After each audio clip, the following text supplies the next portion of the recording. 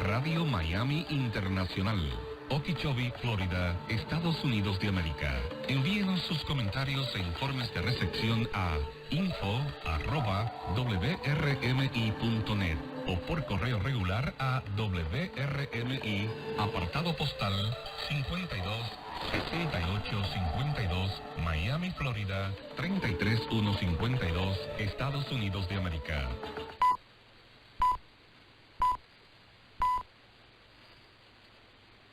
Третя година. Українське радіо.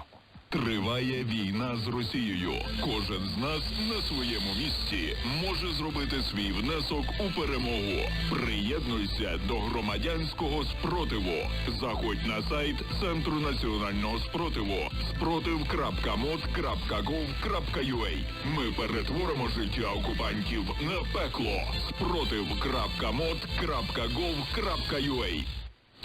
Третя година ночі в Україні, і традиційно у цій порі для наших англомовних слухачів, які слухають українське радіо в усьому світі, ми транслюємо новини англійською мовою. Отже, слухаємо свіжий випуск новин англійською.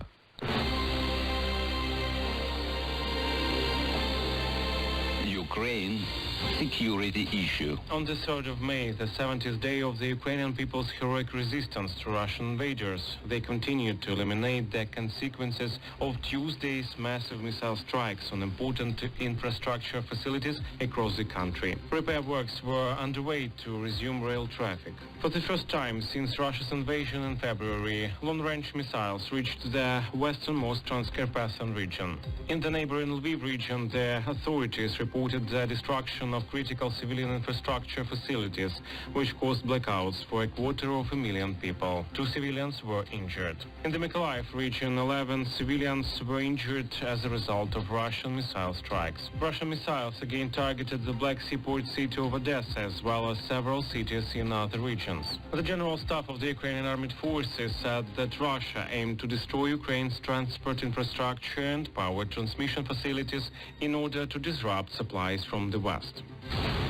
The State Border Service reports an increase in the number of air, artillery and mortar strikes on towns and villages in the areas of the Chernihiv and Sumy regions, bordering on Belarus and Russia, respectively. They open fire almost every day, said State Border Service spokesman Andriy Demchenko. The border guards at the border with Belarus are constantly on high alert. There are some Belarusian forces deployed along the border. They are hardly ready to attack, but we do not rule out the possibility of Russia using them against Ukraine at a certain point. That is why we keep more border guards and equipment there. The same is about the Transnistria section of the Moldovan border, because we observe Russia's attempts to escalate the situation there, said State Border Service spokesman Andriy Demchenko. The epicenter of action is the Donbass, where Russian troops keep trying to take control of the entire Donetsk and Luhansk regions and secure a land bridge to the Crimean Peninsula, as the infantry repeatedly fails to advance anywhere along the front line. Russia increasingly uses its artillery and aircraft against Ukrainian army positions as well as residential areas.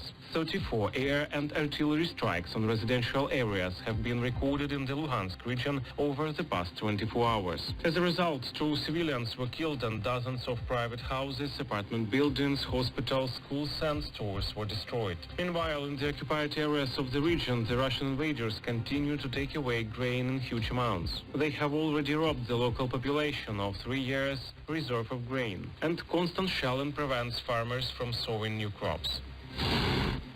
Russian troops continue to bomb, shell and storm the Azovstal steel plant, the last stronghold of the defenders of Mariupol and the last relatively safe refuge for hundreds of civilians who have been hiding in the plant basements for almost 10 weeks. More than 100 civilians have been evacuated from Mariupol through UN and Red Cross assistance over the past several days, but the evacuation process is hampered and often blocked by Russian soldiers. The few lucky evacuees said that it's strange for them not to hear explosions anymore and that they only survived in the basements thanks to the Ukrainian military, who shared them rations, water and medicines with them. Frankly speaking, at one time we just gave up on all hopes. We thought we were forgotten and would never get out of there alive. We thank our soldiers who stay there. We are all with you, boys. We would do everything on earth to get you out of there. Another evacuee says that hundreds of women and children are still there and that there is a great number of wounded and dead civilians and soldiers. They shelled the plant from heavy weapons and dropped 3-ton bombs. There are very many dead and wounded. No one buries the dead, because it's impossible. All the bodies lie on the slag heap.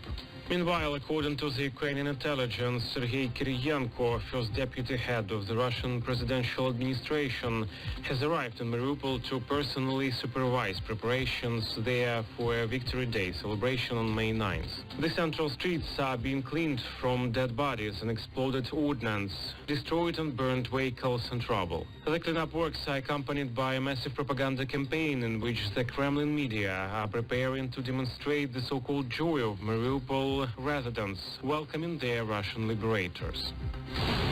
The Kremlin's disinformation methods seem to have no limit. According to the South Operative Command of the Ukrainian Armed Forces in the occupied parts of the Zaporizhia region, Russian troops are given Ukrainian military uniforms. Wearing them, they are most likely to resort to provocations in order to discredit the Ukrainian military. Not a step back. The war with Russia is now at a new stage.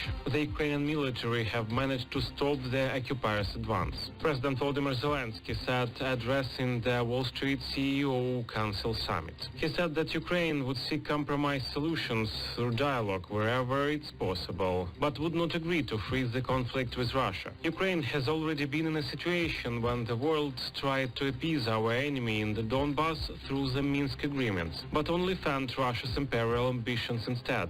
The Kremlin withdrew from the agreements and launched a full-scale invasion of Ukraine. No diplomacy will work until the war is over. Russia's missile terrorism can only be stopped by severe sanctions and by supplies of heavy weapons that can help Ukraine defeat the aggressor country, stressed President Zelensky.